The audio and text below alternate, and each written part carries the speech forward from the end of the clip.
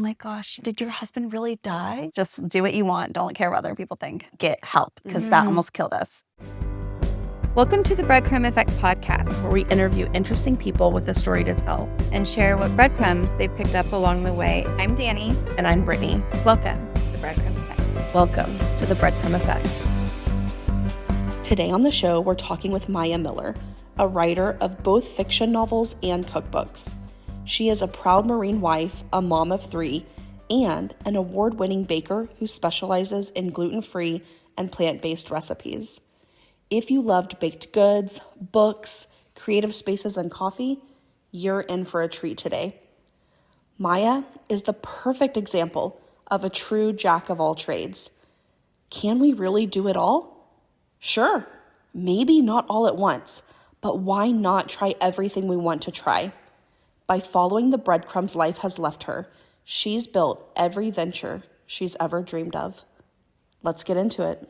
This is really cool because we have breadcrumbs and you have breadcrumbs to talk about. You have your baking business. You have your fun social media account. You've written books. You've done podcasts. What am I missing? There's more. You're a twin mom. I think your account was just recommended on my page because of mutual friends. And I hadn't made the connection until now. I just sound like a stalker. But she is. I did stalk your page. And then I remember looking and being like, oh my gosh, it's just like this bakery business. That's so cool. You post really fun reels. So what's your handle? My handle is For Love and Frosting. It started out because I was baking. It started out mostly recipes and cakes and all that. But I got kind of burnt out on cakes and I kind of got away from that too. And I have more fun doing relatable mom content. So I just evolved into what it is now, like a little bit of baked goods, but mostly mom life, funny things, health and wellness a little bit. You can tell that you're having fun. I like that it's genuine and it shows all of your different parts of your personality because you are into health and fitness and you can tell that you have been for years. But I also think part of your branding is the dresses. So I do like fancy dresses. That's true. We did dress up today for you. Yes, I love it. I love Only it. for you. That takes a lot. Not every day. To get dressed up. Okay. I love it. I either wear workout clothes or fancy outfits. I have a hard time doing normal in between everyday clothes because I hate jeans. I hate all the normal clothes that people wear every day. That's so funny. Okay, so you have kids. Tell us. So I have 10-year-old twin girls and a 3-year-old boy, which is really fun, especially seeing them be little moms to him. And I will say 1 baby is way easier than 2 when they're babies, like at a time. Are you glad you did the twin thing first? Yeah, I guess so. I mean, it was kind of all I knew, being a twin myself and we have younger twin brothers too. I always say we. I say that all the time. I speak in like we, like she's here.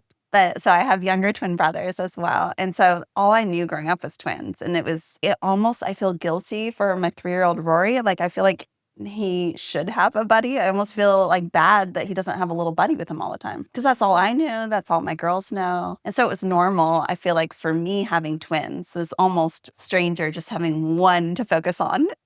Wait, so you're a twin and then you have little brothers that are twins. My mom had 2 sets. Yep. And then you had I had twin girls. Yes. And then now you have your son. Yes. 3. Luckily, he was just a singleton for the last one. Like he was not a twin. As much as I'm like, oh, you're all alone. You don't have your best friend automatically with you. It would have been a lot to jump from 2 to 4. Oh, yeah. Wow. Wait, I really want to know what was that like growing up with like 2 sets of twins in the house? Stuff got broken a lot, but I think that's more due to twin brothers versus like... It was a lot. Our house was always loud, and we were like the house that everyone kind of congregated at, especially since we lived really close to our middle school and high school. It was like the hangout house. So our house was always full of kids. Kids in the neighborhood, they're friends with us. They would come in, just open the snack cupboard, start, eating snacks. It was a very communal. It was fun. It was a fun way to grow up, and we're all pretty close. I mean, we definitely had our bickering, fighting moments growing up, but we're all pretty close, so that was fun. Love that. And what's nice is you did have your mom who could relate whenever you did have twins, because if you don't come from twins, just jumping into that, I can imagine would only be. And it was hard because we were in Monterey, California at the time. And I'm from Oregon, so my family was still in Oregon. And they were so far away that we didn't have a lot of family help. So that was hard. And that's the thing I say to anyone now I know that's pregnant twins. I'm like, get help, because that almost killed us. The first 2 years are hard. Yeah. Very hard. So yes, family help is amazing. And, I had her support on the phone and stuff. And she came out for 2 weeks. But it's a lot. a lot in those early days. Oh my gosh. Yeah. Is there anything that you wish people would know or really understand about being a twin mom that maybe? I think it's automatically they call your kids the twins. They lump them together as one. And I hated this growing up being a twin myself. People call our house and be like, can I talk to Sarah or Maiah? And I'd be like, well, do you want to talk to Sarah or Maiah? Like, we're not the same person. And that used to get me so annoyed.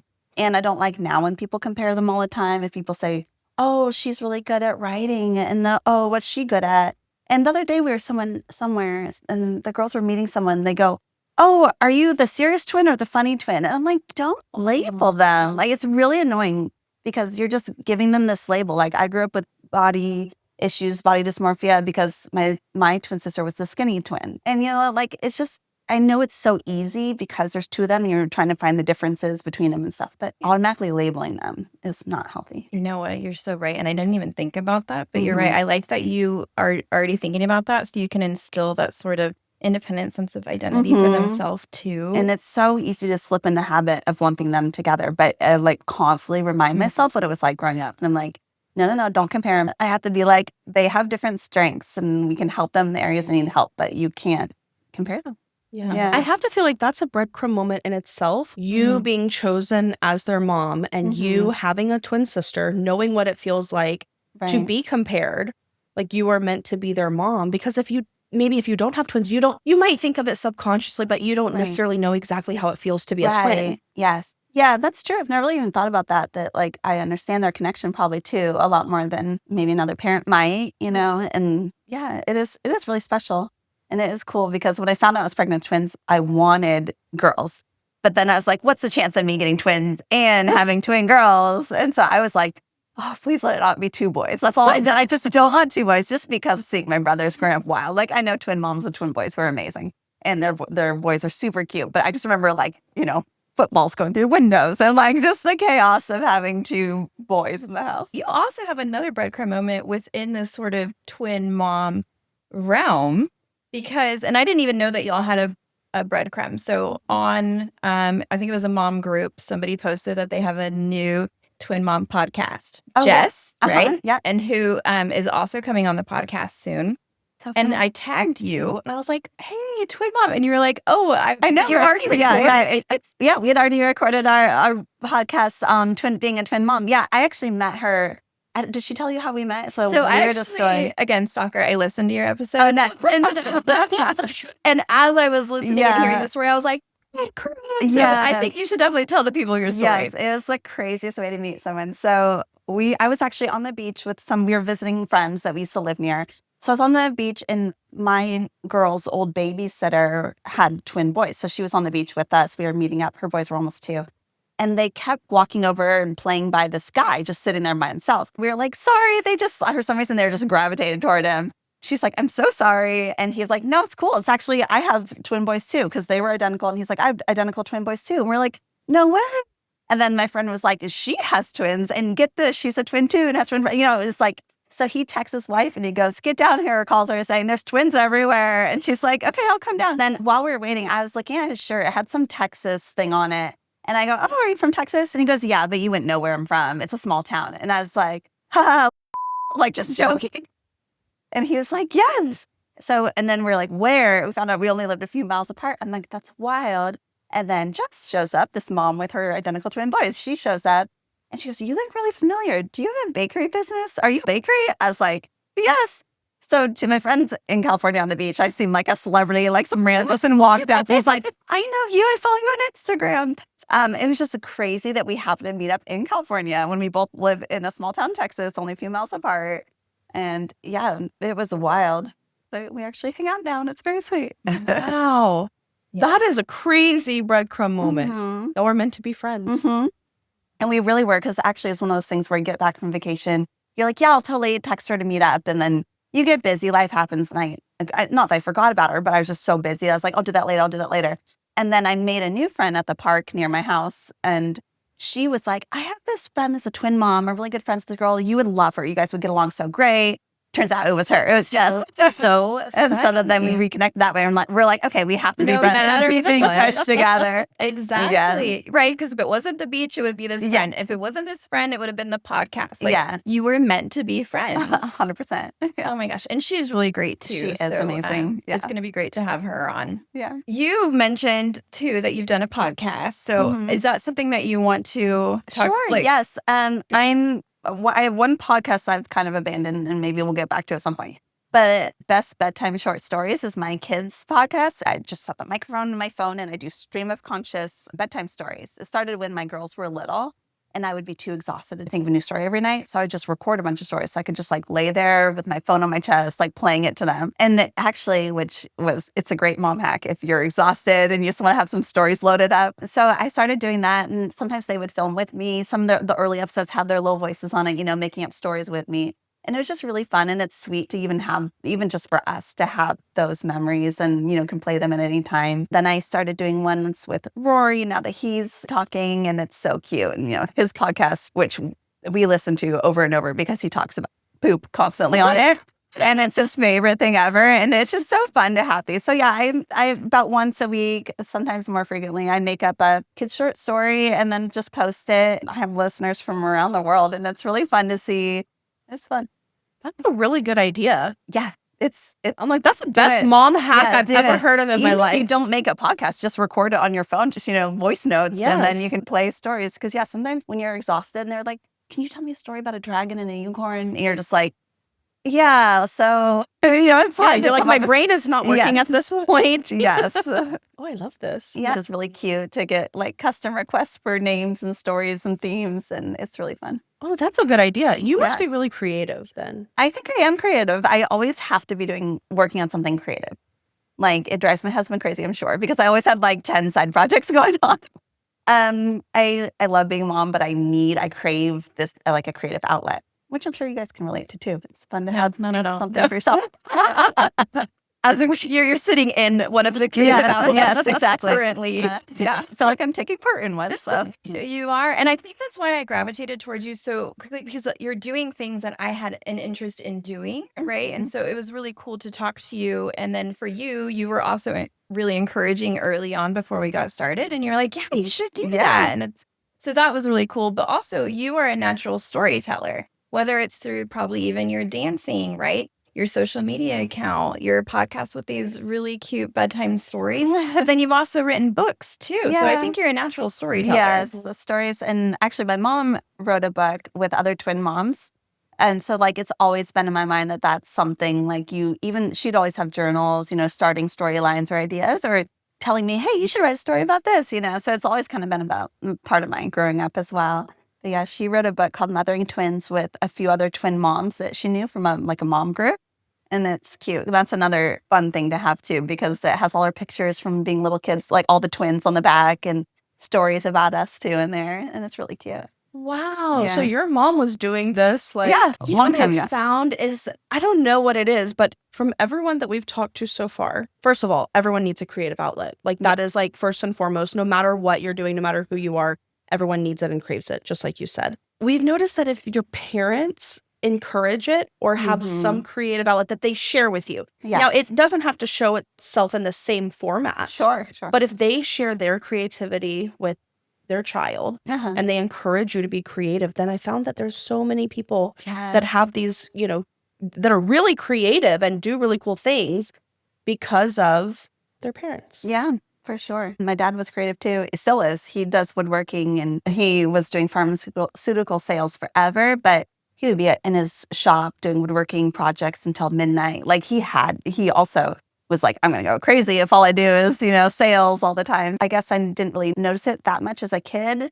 But now looking back, I'm like, yeah, he was always making stuff and helping friends out, making windows or what, like helping friends with their woodworking stuff. It definitely passed on to his kids. Being a creative is a creative. I think some people don't realize that, the word artist can be used for so many different people, right? And I think you mentioned how your dance, I feel like you recently sort of had this aha when you would dance and you would get into a flow state, and the same thing can happen and when writing.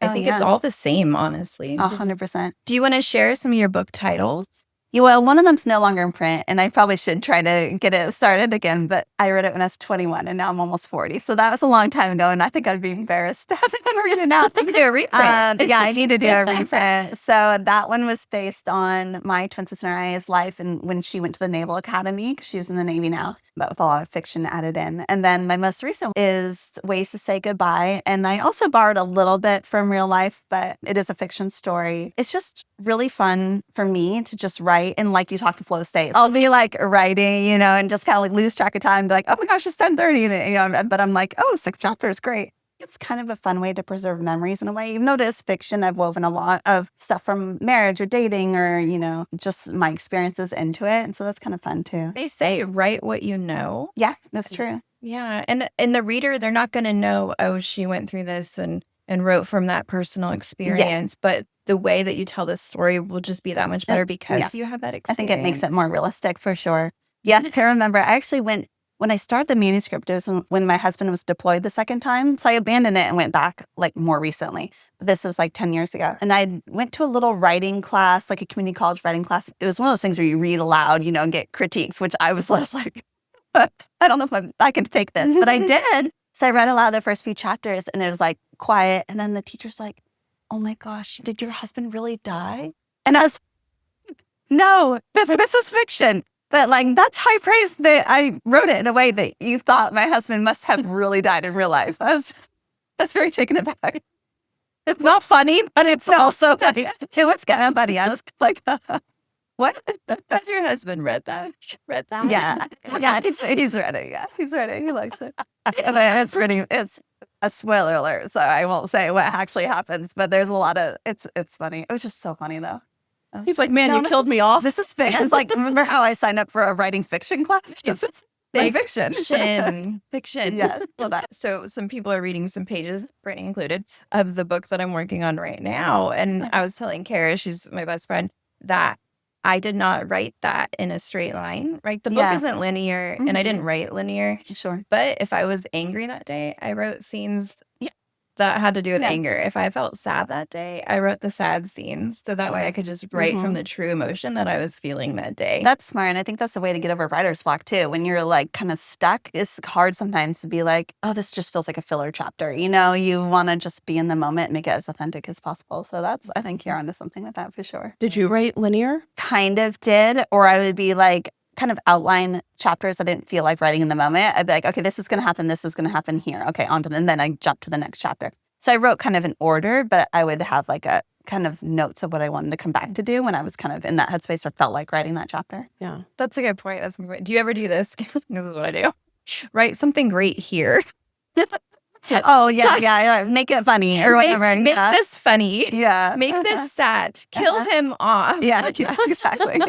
So, what was that like? So you were a mom while your husband was deployed? No, actually, this was before I had the girls. So that was nice that he's never, luckily, since then, he's been in roles where he hasn't had to deploy.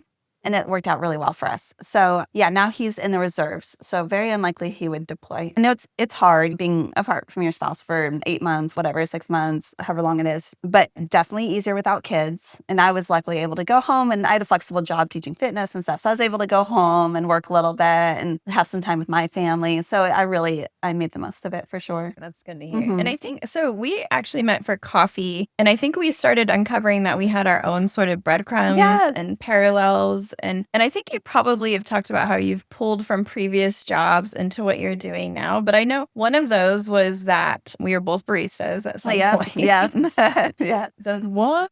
We were, I need to hear more about this. I love being a barista. I thought it was super fun. It like instills a certain amount of like work ethic in people. Yeah. Like, you either fail or you do really great. I don't feel like there's like an in-between. And like interacting, I grew up pretty shy, but I think that's probably a barista probably helped me also come out of my bubble more, where you're dealing with all sorts of people and you have to be able to carry a conversation and deal with people who are rude, or it kind of helps you. And I also worked in retail for a while too, and the same type of thing. It kind of helps you learn to negotiate people, manage people, kind of deal with trials, whatever comes your way. Our customers were customers before they had their coffee. Yeah.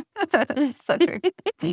Brittany just recently got into coffee. Oh, nice. Yeah, I didn't start drinking coffee really until I had kids. And Yeah, which is weird. I feel like most people don't come to start drinking coffee when they're, adults, but yeah, it makes sense fun. when you're more tired. Yeah. Yeah. But what's funny is I only did it more for like the social aspect, but then I've realized that now I'm not addicted to it, but I like to have it like a fun treat. Yes. My coffee is not healthy coffee. Oh, sure. It's basically sugar. Yeah. But I'm liking it because I'm like, oh, I get to go out and have a treat. And then it's a fun experience too. Yeah, I think. yeah. And coffee shops are so cool. I love coffee shops. My favorite thing to do is go to a bookstore and if it's combined, even better, bookstore, coffee shop, just to like hang out. Yeah, it's such a welcoming environment. I feel like it's one of those places that everyone's welcome and you just feel so at peace if you like books and coffee. I don't know. Well, it's true. No, you're right. I like that you said it, everyone's welcome, because if you're in a bookstore, there's a story for everybody. Yes, exactly. Everybody's represented. Yeah. So do you like Lark and Owl? That I have not actually been there yet. We need to go together. Yeah. I've had people tell me that it's great. I haven't been there. I've been to all the half price books, I feel like, in the area, and I love those. It sounds like such a corporate name, but I feel like everyone I've been in is really unique and really cool. Okay, jump ahead to Flower Hour really quick, because here's my hot take on half price books. I love that too. Okay, so when I first moved to Texas, which was 21 years ago, it wasn't as spread out as it is now, right? I feel like it was still sort of a smaller Texas company. I don't know. Those books are not half price, okay? Like, why call it half price books? That's true. There's some expensive ones. Price. Yeah, there are some, and even the secondhand ones, a lot of them aren't. Yeah, that's true. I wouldn't go there looking for a 50-cent deal or anything, $1 book. No. And you can't even get that at Goodwill anymore. No. Okay, let's talk about that. Yeah, that's crazy too. Yeah, I don't go for the deals, that's for sure. You try and sell a bunch of books to half price. Yes, okay. Now we're gonna forgive my sister because she's 12 years younger than me. She was working as an assistant for me. This was maybe 2 years ago. I had 2 boxes full of books, and they were like nice books. And you know how much money I got for all of them? Probably like $4. $1. Yeah. That's like selling clothes. I mean, I've gone to Buffalo. I don't know if they have Buffalo Exchange. Okay. But and you get a couple dollars maybe in store credit or like $1 in cash. And so I sell it. If you sell books online, it's so much better. I know. I was like, eBay, I was so mad. Yeah. I wasn't expecting to make a lot of money. Sure. But you just spent more. But I was like, I would have rather given those books away to friends. Yeah. Especially if they're hardbacks. Yes. Really nice. Yeah. I was surprising. I'm gonna get I thought like $20, $15 I can buy a few books. Cool, I'll be happy. No. $1. I was like, why did you give it to them? I don't know. I'm like, oh my God. That's rude. Yeah, that's painful. You could have called me or something. Yeah. Don't give me $1. Are you okay with $1? No. I was like, this sounds right. But yeah, I have such a love for half price books because the first time I lived in Texas was Corpus Christi a long time ago when my twin sister was in flight school. And so that's actually where I wrote my first novel when I lived near her in Corpus. I worked at a cafe inside, like attached to a half price book. Cool. And it was so fun because I was BFFs with the other barista who worked there. I would borrow cookbooks from half price books, bring them into the cafe, like look through cookbooks. We would and then we would return them back. We were friends with all the employees. They didn't care.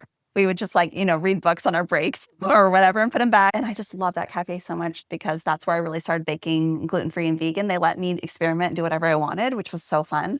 So I would bake gluten-free, vegan stuff. And most of the clientele would be like, what is this? This was not 20 years ago, but it was a long time ago, 15, 16 years ago. It became very mainstream. Yeah, people didn't know. I mean, you couldn't get oat milk, sunflower seed milk. You couldn't get all the obscure stuff or coconut flour, tapioca flour. You didn't see that as often as you do now. So people were very confused, but I just loved it. It was very gratifying to see people be like, this is amazing. Even though it doesn't have butter and eggs or whatever. And I actually like it. It was kind of fun to see that. I think that's a great part of your story. And I can attest, I've had your baked goods that were, vegan, gluten-free, dairy-free. So tell us more about your bakery business. Yeah, so it's very small scale right now. It's one of my side projects, and it's not the main one. But so I'd still do the gluten-free vegan baked goods for a couple of coffee shops in the area. So if you're local, Lost Horse Coffee and Waterloo Coffee carries my stuff. And it's really fun. It's fun to feel like you're part of the community. I've gotten smarter where I used to when I was doing my bakery almost full time before I had my son. I was doing a lot of custom cakes and stuff that took up so much of my time and offering way too many things. So now I have it very small scale, pared down, but it's fun. I just bake a few really amazing things and sell them to the coffee shops. So it's cool. I love that because I feel that too often sometimes we want to like grow a Yes. business, but sometimes it's not worth it. Then you lose the joy out of what Yeah. you were doing. Yeah. So I love that you set those boundaries for yourself and said, hey, I want to do something that brings me joy. Mhm. Yes, it can make me some money, Yeah. but I don't want to be stressed and like Exactly. overbooked for no reason. Yeah. And the hard thing about baking too is, weekends and holidays are the busiest time. Mhm. And that really, if I was single living alone, fine. But I have, with my family, it started to really cut into family time. Yeah. And that was like, that's my biggest priority. So that was something I'm like, okay, I love, making custom allergen-free cakes for people's babies and stuff, but it's just not worth cutting into family time. Yeah. Which Priority is shift. It's hard to say no, but yeah. Yeah. And I love that you're supporting the community and still able to do something that Yeah. you love. Exactly. And you're still able to have that creative outlet of baking Mhm. and providing the gluten-free and dairy-free and Right. everything vegan. Yeah. But without it being like too overwhelming. Right. For no reason. Yes. For what? Exactly. Money? I'm like, honestly, And guys. if you want to get rich, don't go into baking. I mean, you only can charge so much for a cake that also takes up so much of your time. Yes. That's true. Yeah. That's true. What I like though about your business model is that it is predictable, Mhm. right? You probably have like a certain amount of Yeah. quantity on a certain amount of days, and then you start to understand what those customers like, and so they Yeah. might request a little bit more of one item than another. Exactly. And it helps with inventory too. I'm no longer dashing to HEB or the store late at night to be like, I need this one thing. Go all the way over there, get this to come back. So it's easier now. Wait, so what had you starting to cook like gluten-free and vegan and everything? So I developed a lot of food allergies. I was sick a lot as a kid, like really bad stomach aches and stuff like that. And then in my 20s, 21, I guess, was getting a lot of rashes and skin issues and just had horrible stomach cramps. So I went in for testing and turned out I was allergic to gluten. They said gluten, dairy, and soy, and sensitive to corn. And so when I cut that all out, I felt amazing. But back then, there weren't that many options. Mhm. Like the gluten-free stuff in stores was gross. It was dry, whatever. Yeah, I would never see it at a bakery, anything like that. And so I just started experimenting, and that's kind of how it started. And then when I moved to Corpus and had the chance to free reign over a bakery area in case, it was like really helped me grow and learn more and find out like real time what people wanted, what people liked, and what tasted good, what they didn't like, So yeah, it was just tons of trial and error born out of me not being able to enjoy the regular stuff.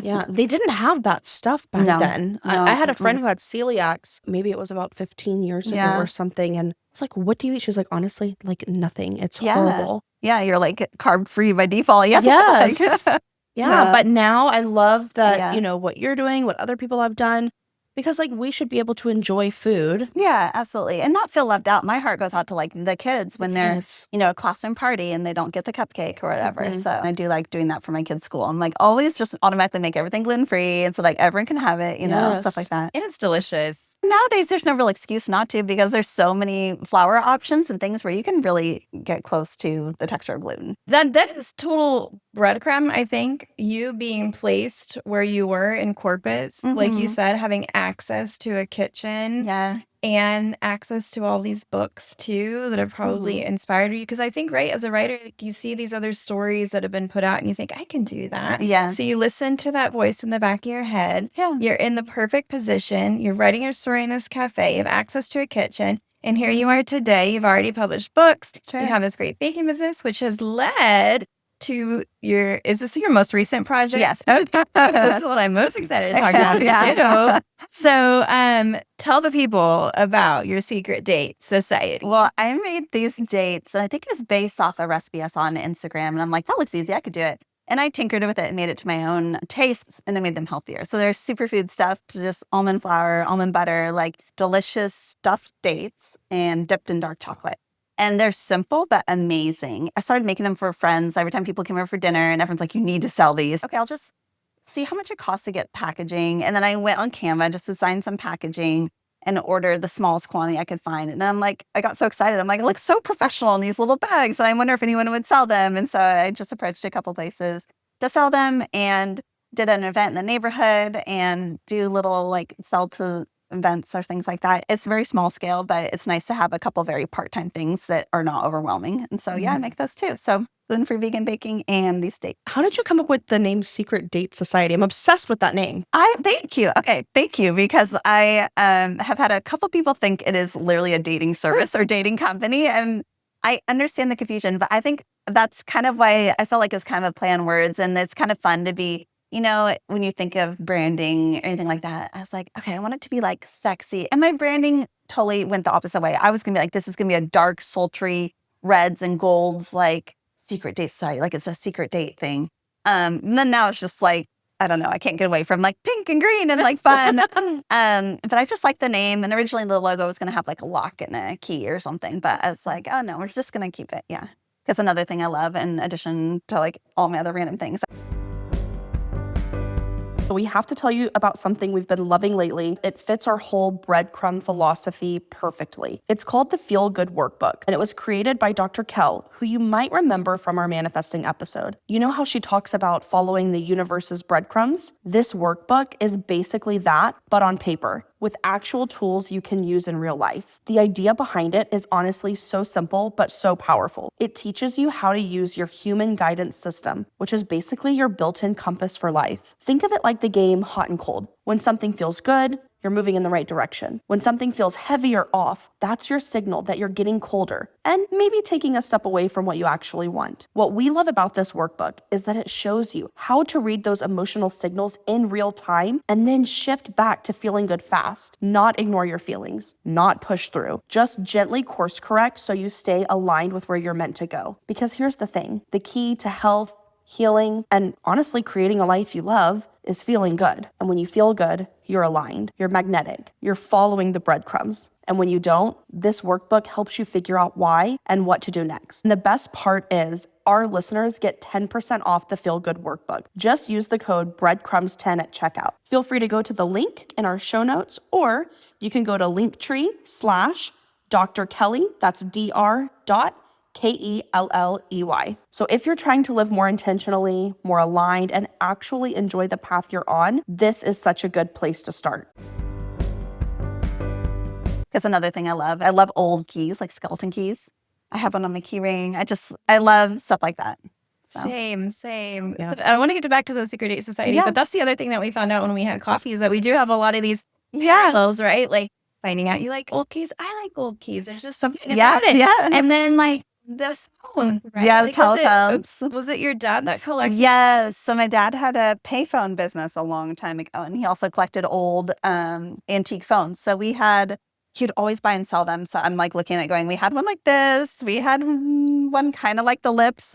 I can't remember what shape it was. We had like the Mickey Mouse one, the old rotary dial ones that it's so funny to me because a lot of even people our age don't know how to rotary dial a phone. They're like, what's happening?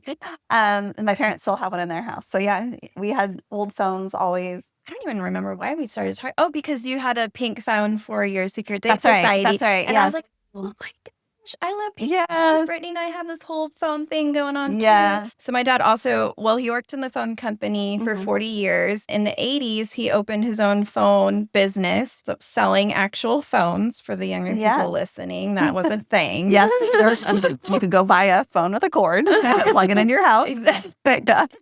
Plug it into the wall. Exactly. I was telling my girls the other day, like, why we call it hang up the phone and why we call it roll the window down. Yeah, my car, too, literally had a crank it down. Exactly. And I had the same Mickey Mouse phone in my room growing up, and which is now, like, I think a collectible. Oh, I know. He should have hung on to those. He sold a lot when they moved, and he got rid of his business. He sold a lot, but I've thought about doing that for my girls now, getting a landline so that they can just come in the kitchen and talk to their friends, and that way, like, they're too young for a cell phone. They're 10. But they can call their friends in the neighborhood and I can hear what they're saying. I think just yesterday, because they were like, when do we get a phone? I'm like, not for a long time. My girls ask probably once a week. And I'm like, the answer is still 17, 18. Yeah, maybe 16 if you're good. I'm like, it is a ways away. Don't even worry about it. Don't ask. I like that idea of a landline though. Yeah. Wait, was it you that sent me the it was like a reel, and it was like you put your phone on your cell phone, and they charged it in the spot, and you had like a long cord so you could walk around with it. Oh, that is funny. So it was like a landline, but it was your cell phone. Yeah. That's funny. And you had to you couldn't move. I mean, you could probably move 5 feet or whatever, like a regular Yeah. cord. That's funny. What? You didn't say I think so, but I'd like to see this. I'm 90% sure you did. I'm going to find it. I did it in a moment and forgot. I went like 4 a.m. Yeah. Let's get back to the Secret Date Society because it is delicious. I went to your launch party, which was really fun. It was fun. Tell us where we can get them. Yes, you can get them right now at True Core Fitness in Leander. It's a Pilates and fitness studio, and at Waterloo Coffee Company in Round Rock, their new cafe. And those are the only two permanent places right now, and then I'll do little pop-up places sometimes too. If anybody is listening and it sounds like something that you'd want to carry, I highly encourage this because they are delicious. Thank you. So good. And the packaging is honestly it's really cute. If you're curious, look up Secret Date Society on Instagram. It's a cute packaging. Another skill set of yours is your ability to market, marketing. Did you go to school for that? Where does that come from? I minored in business. Maybe that helped. Majored in Japanese.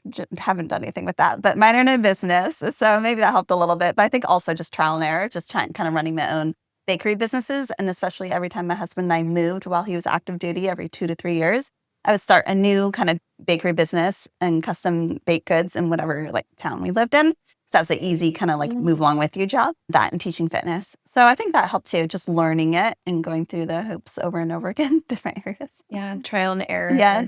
You're like a jack of all trades because Yeah. now speak Japanese a little bit. I know. I'm what do you not do? Yeah. I have random You're nothing. skills. I do everything.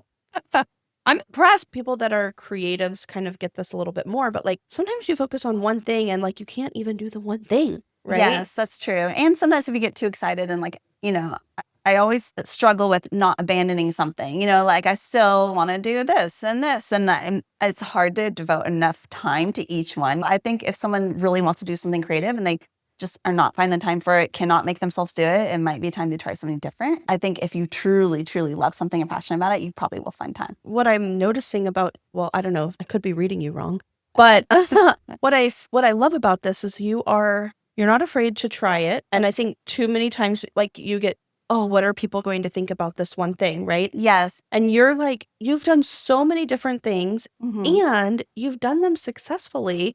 Because I think that you are just I'm going to do it. Yeah. I'm just going to try. I think the biggest thing too is not caring what people think. And that I used to pretty much only care what people think. And it's so freeing to literally not care. It's so nice to see that, especially in one of my girls that's very confident. I'm keep that confidence. Yes. There's no reason not to. Do not listen to other people. And she's I'm going to be an artist. She's always drawing. And I'm yes, do that. Just do what you want. Don't care what other people think. And I feel it took me a long time to learn that lesson. Yeah. So wish I learned it 20 years ago. That'd be great. But oh my gosh. Could you think imagine we all do. how I know. unstoppable we would be today if we had done that I 20 know. years ago? yes. I know. What I love is that now we are teaching our children that Yes. it's okay. And we're modeling the behavior of I'm really trying not to say bad words, but I have to. Just fucking do it. We have for explicit sure. indicated. It's not going to be a surprise. Yeah. That's Stop the only using bad reason words. it's indicated as explicit. Occasional laugh. I love it. Never know what we're going to say or talk about. True. But modeling the behavior, just going for it, doing it, and fuck it. Yeah, exactly. For real. Why And not? part of me is just also very competitive. If I see somebody that I'm they seem like they're doing the bare minimum and they're successful in this, if they can do it, I can do it. I kind of have that vibe too. Oh, I love that. I like that. A little sassy. Yeah. Okay, no, but for real, there are some idiots out there. Yes. How are they doing this? Yes. No, I'm smarter than them. I know. It's called confidence. Yes. We just have to have it. Yeah. Okay, so some things that I've loved hearing is these projects that you've created and produced and put out into the world. I like that your kids are going to have these for years to come. When you're older, they're going to just really cherish that they have your voice or Hopefully. just these memories. And I just think it's really great that you've also done that. So, and let me know if this is too personal.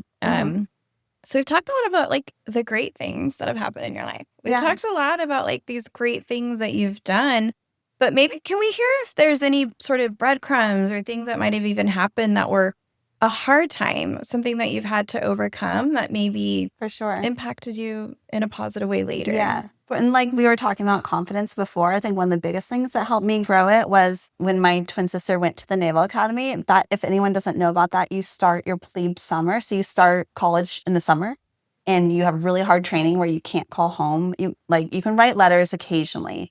You can call home, I think, once, maybe twice. I don't know if they've changed it now, over the course of like 3 months. So going from being with my twin sister nonstop all the time to her being across the country, me not being able to get a hold of her, she's going through something I can't even relate to that's really hard and totally different. And when I talked to her, she just sounded exhausted, didn't really want to talk because she was exhausted. And she was so focused with what she was doing. You're memorizing, you're doing these physical things, you're doing all these things. She was very caught up in that environment. And I'm home over the summer, like bored, like where's my best friend, and it was heartbreaking. And I had a really hard time separating from her. And so I think that also, though, the silver lining was I was able to kind of become a little bit more my own person instead of feeling like I was always with her. And then like that was kind of motivation for me too, to finish college early. I graduated in under 3 years at the U of O because I wanted to go live by my twin. This is how like needy it was. So then I moved across the country thinking I could see her all the time. And then that year they had a new superintendent that shut down the campus. Like, you're only allowed to leave on the weekends. And so I also had a roadblock again, being like, okay, I need to stop like trying to always be by her. And so that helped me, get a great job and be more busy with and socialize with coworkers and make more friends. And so that was good for me as well. And then I did move with her and follow her along for a few times when she got, stationed different places. And it wasn't until after her husband got married. After a few months, I was like, okay, I should probably live my own life. Like laying in bed with them. Yeah, I leave. Yes. Love my brother-in-law. He's probably like, so how long is your sister going to live? But yeah, I think that really did kind of force me out of my comfort zone bubble and really get more confidence, get more independent for sure. I was able to move across the country by myself, after that and like pick my own paths. And so I think that did help me, even though it was very, very hard at the time, for sure. Oh, yeah. Yeah. And you were young, right? Yeah. So like 17 when she left. Yeah. Oh, wow. Yeah. And so your dad was in the military, right? Yeah. He was a Navy SEAL. So he got out before we were born. So that was nice. But yeah, he did that for a while. So if you've ever met it or if you ever meet him, I'm like, how do I say this in a nice way? Not that everyone who's on the SEAL team is crazy. That would be over exaggeration. But I think you have to have certain qualities and certain mental things, like abilities to deal with hard things to become a SEAL. And he's definitely got that. He is stubborn. He is committed. He is like, whatever he wants to do, he does. And he definitely has a little bit of the craziness that you need to put up with stuff like that. Well, that's intense. And I've recently mentioned on one of the episodes, I read the book Extreme Ownership, and I think it was written by a Navy SEAL. Yeah. And that was intense just to see and hear what they go through. And I think in the 70s when it was a wild time where there weren't as many rules as there are now. There's more you could get away with, I'm sure. So hearing the like hazing stories or like some of the stuff they did, I'm like, this is insane. Like, how are you not all in jail? And at the time he was like, he tells people this, so he didn't have no problem with me saying this, but he had been in jail a lot before the military. And back in the 70s, a lot of times it was, hey, do you want prison time or do you want to go into the military? Mm-hmm. Like, that was his choice. So that's how he got into the military. He's like, I'm going to go military instead of prison. And that also meant there was a lot of guys on his SEAL team were also, people that weren't probably the best of the bunch. But some of them, it turned their life around. Like my dad, he turned his life around. That's what he owes his, success in turning his life around is to the military. There's a lot of people that from his class that are no longer alive or in jail or like didn't, but I think you just kind of got to see opportunity, embrace it. And he definitely did that. And that was also a good lesson for us to learn, as kids. Was he involved in like Vietnam and all that? No, it's around the same time. Yeah, it's around the same time. Luckily, he got out in 73 or 75. But yeah, he luckily didn't go to Vietnam. Yeah, I can't even imagine. I know. My dad didn't get drafted because I know that they did the draft. I think he ended up doing some like volunteer work anyway. So he wasn't drafted, but he was within that age. Yeah. I forget the name of the book. There's a really good book about Vietnam nurses. Oh, the women? Yeah, the women. Yeah, Kristen Hannah. Yeah, Kristen Hannah. Obsessed. Love her books. 5 stars. I was gonna say that. Oh my gosh, like sobbing. Oh yeah, this was so intense. all of her Yeah. books are so, the Masterpieces. Women was the first one that I read from her. Oh, really? I had no idea what to expect. Yeah. You just get locked in. Oh my You're gosh. like, I am there. Yeah, like she's life such a good writer. changing. Such a good writer. So good. Okay, I have a hot take from what you said Flower out. about being in jail or going to the military. Yeah. Guys, You never know where she's gonna go. Dying to know at this point. it's not really bad. Because here's my thought. Uh-huh. We make choices and some of them aren't good.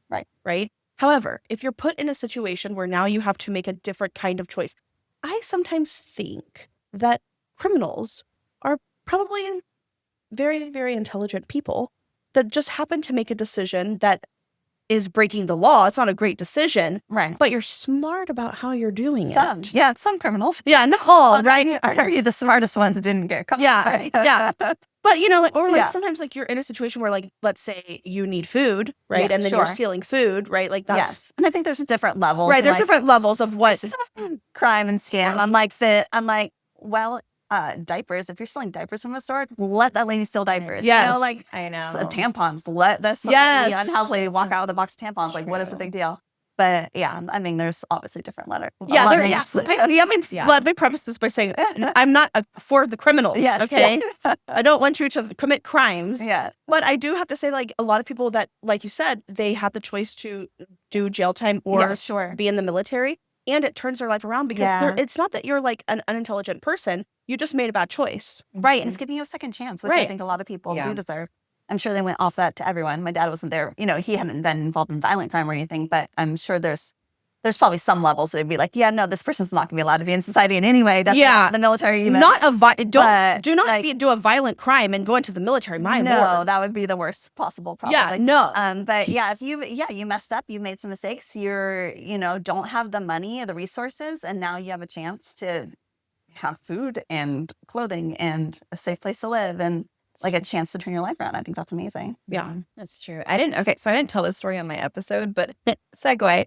In my episode, I talk a lot about what it felt like to grow up food insecure and poor and all of that. Well, the first thing I did when I got my driver's license, it wasn't going to a friend's house. It wasn't going through the drive-through at Taco Bell. I got my little brother in the car and we drove over to my dad's house and we broke in and we stole a bunch of food. Wow.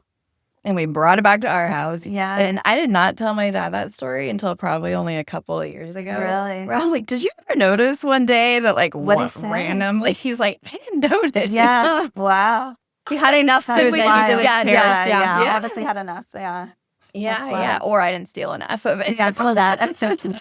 You're like, I have 3 pieces of bread. That's good enough. Yeah. Right. It was like boxes of mac and cheese. Oh, yeah. And I remember, and then there's another memory I have. And speaking of breaking the law, in high school, some friends and I, we were hanging out or whatever. And one of them was like, hey, we should go to this house. They're out of town. Da, da, da. They have a pool. Okay. Yeah. Let's go swim in their pool Oh when my they're out of gosh. town. Yeah. One thing leads to another. Like, hey, let's try and get in the house and look around. Oh, wow. And then the freezer gets open and the fridge. And we're like, oh Yeah. my gosh, they have some Just also steak. rating and that. Yeah. Cook some steaks. Oh my gosh. You're in high school? Think we cook steaks? That's wild. Well, there's guys there too.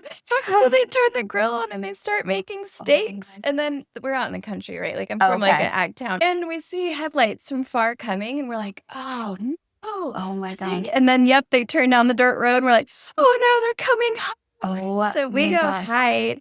And the guys, they throw the steaks in the field.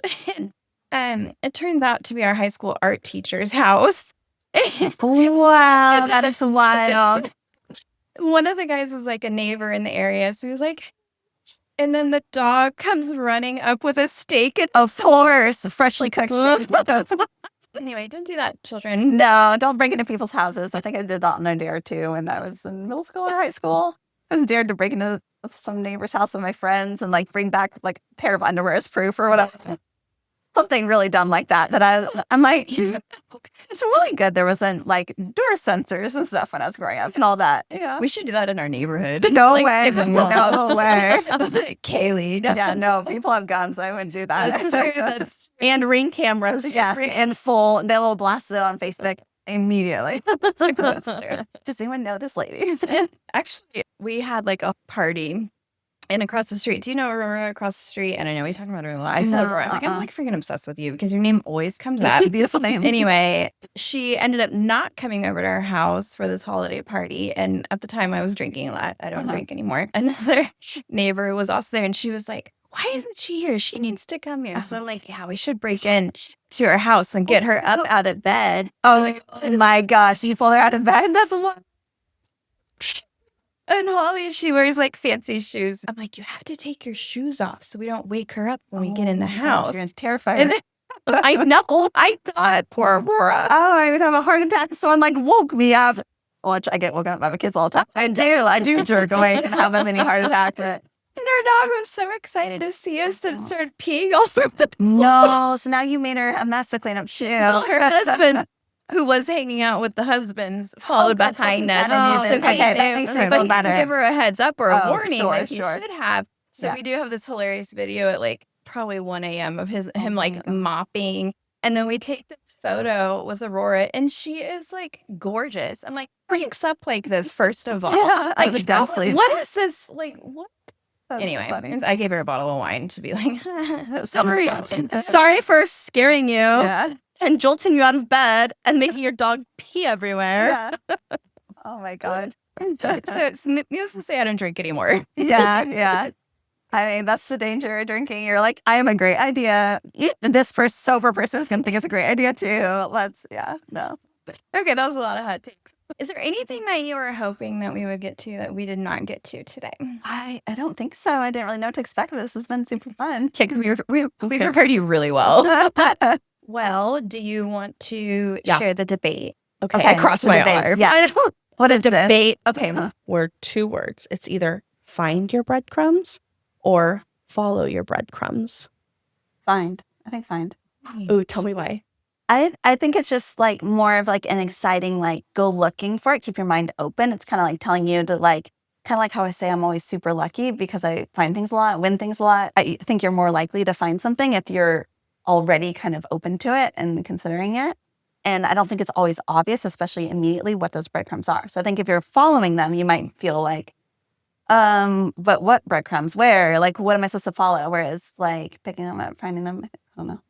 That was just my 2 cents. Obsessed with I like find. Uh-huh. Actually, last week, the person kind of convinced me to think follow. And I Okay. was like, did I change my mind? Uh-huh. But you've made me back to Let's do find. that. Okay. Find was what I was like gung-ho for Okay. all the time. Yeah. So I love this. All right. So you're winning, and I like follow just because I like the way it sounds. Okay, actually, I do want to go back. We did not do your breaking bread yet. Oh, And that's right.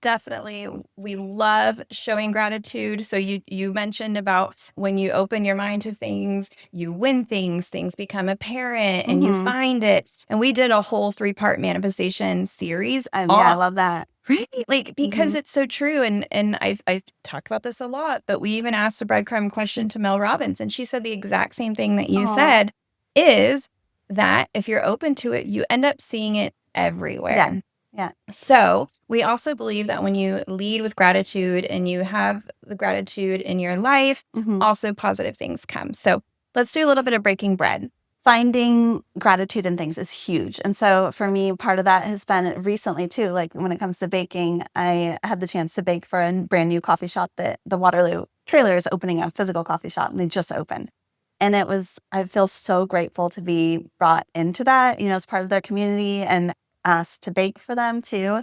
And it's been so rewarding already. And it's really nice to feel like I'm part of such a supportive community because they opened in an awesome way where they also got a lot of help from the community to open. And it's just so neat to be a part of that. And I felt like that's so rewarding to, be rewarded for something that I like to do. And I love, that feeling of community. So I'm very grateful for that. Oh, I love that. And it was a big opening. Did you see that? Yeah, it was awesome. Is it Round Rock? Yeah, it's in Round Rock, and which I just found out a couple days ago that there's a downtown Round Rock. Did not know that. Like a main street. Isn't it so cute? Really cute. Well, Maiah, thank you so much for joining us this week. We had so much fun with you. And to all of our listeners, I want you to go out into your week and find your breadcrumbs. We may cuss, we may offend.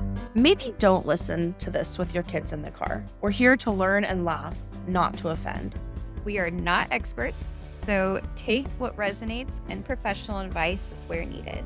Thanks for hanging out with us today. If you've loved today's conversation, subscribe so you don't miss future episodes. Continue picking up the breadcrumbs by leaving us a review and sharing. Follow us on socials. We are at Instagram at The Breadcrumb Effect, TikTok at The Breadcrumb Effect Pod, and YouTube at The Breadcrumb Effect. Let us know your favorite episode or what you'd like to see. Want to be a guest or know someone with a story? Fill out our guest interest form linked in our bios. Finally, let us know if you found the hidden loaf. Until next time, keep picking up those breadcrumbs. They're leading you exactly where you're meant to be. Nice. Nice. You know, there's going to come a time when that doesn't work. It's super cute, right? And then I mentioned the shoes are. Oh, I these are love this. Yeah. thrifted, right? And it's with the embroidery. I was like, Oh, oh, that's yeah, I'm really going to pretty. forever pair that with this dress. Yeah, it's perfect. I think I wore this to your event. You did, because I remember loving it then. I love it. It's a good go-to dress. It is. I Pretty. brought it to Mexico, Hawaii. Oh, smart. Yeah. Like, Yeah. yeah. This is like one of my forever dresses. Love it. I'm doing the same. I have like 3 that I'm obsessed with that I wear in rotation. She was going to say it was really good. Yeah, sorry. No, no. You'll think of it. I will. I'll think of it. We're not going to look at you so you can. Yeah, that'll make it harder. And whatever. I'm just gonna move on, and then we come to it. I'll bring it up. But I remember. So I'll see if there's you could probably plan to edit that out. I'm like so fussy though. What was I gonna say? So yeah, okay, but that sounds good. let's pause. Okay. Let's do your bone in. That sounds lovely. Next time I wear this dress, I'll have to sew it. You know what's so funny? I didn't notice anything because It's slowly peeking up behind it. the whatchamacallit, the microphone mic. is Oh, yeah. like covering it. Yeah, I'd be like, what? the ruffle in the mic. Yeah. Like, what does Bone this in. mean? What is this conversation? Okay. I'm trying to pull it down. We want you to go out into your week and find Find- your breadcrumbs. Thank you so much. Wait, we'll do Let's one do more it one more time. time. Okay. So find your breadcrumbs. Find your bread. So I'm going to say we want you to go out into your week and Okay. find your breadcrumbs. Okay. That's the bloopers. Yeah, you start with the intro. Don't tell her when we start recording. That's so I right, could just smart. get all the candid. Yeah. I actually never know what's going to come out of her mouth. Crazy. That's awesome. It's true. And then it's funny because, like, we have this joke where she's always trying to show her boobs and I'm always trying to show my butt. Oh, that's fine. She's always trying to show her ass. Always. But nobody's asking for our OnlyFans. Well, I think you're gonna get more glimpses or teasers. Wait, guy, in real life, I had a client one time. I do real estate too. Okay. And I had a guy client who, he was like, I like your feet. And he picked a flower from like the yard and gave it to me. Ew. And then he was trying to have like beer with me after. And I'm like, no. first of all, I'm married. Second of all, I'm literally pregnant. Oh, this is recent. No, Why? not this baby. Oh. With Ella. But still. With Ella. So It was, first, I'm married. And second of all, ew. And third of all, no. are you ever uncomfortable being in like with a guy, like alone in a house with a guy, especially if he has weird vibes? I If feel like they I would have be. weird vibes, Yeah, yes. yeah, yes. that is creepy. And I always like, that's why I share locations with Smart. not my husband or my mom. Oh. Because they don't have fucking iPhone. That's No. an issue. That's gonna be my hot take for Yeah, yeah. Yeah. You have to get a tracker on your car or something. Like, fine, just track my car. Like, please, can I insert a tracker on me? Yeah, and yeah. have you look where I am at all times? Something weird happened at one point. Like, was somebody trying to get into a house or something? Oh yeah. When I first got into, wait, I have 2 really good stories. When I first got into real estate, me and my mom got into it together, and we were doing an open house in a really nice neighborhood. Mhm. And we're getting towards the end, and this person walks in like last minute, and we're like, oh, okay, yeah, like you can look, even though it's like literally 1 minute until it ends. And all of a sudden this guy comes running out of the people go in the garage. This guy comes running out. He's dripping sweat, gets in the car and runs off.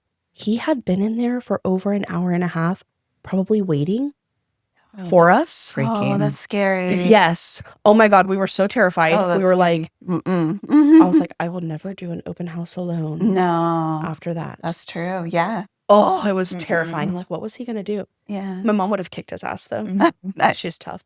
Oh, that's my terrifying. gosh. I'm gonna add this story too. I know that we're gonna talk about you, but we're gonna hear our story. Yeah, sure. I'll just listen. I find it that. In my last company, 2 companies ago, when it was before I was trying to look for a therapist and for like some additional help. I ended up, this to me became like a roadblock and I never pursued it. But I called them. They had this hotline where it's like, if you need help finding a doctor, they'll find it for you. So they sent me the address and phone number to this therapist. And I was like, cool, I'm going to call them. But first, I'm going to see where they're located. And I put the address in, and it was a storage unit.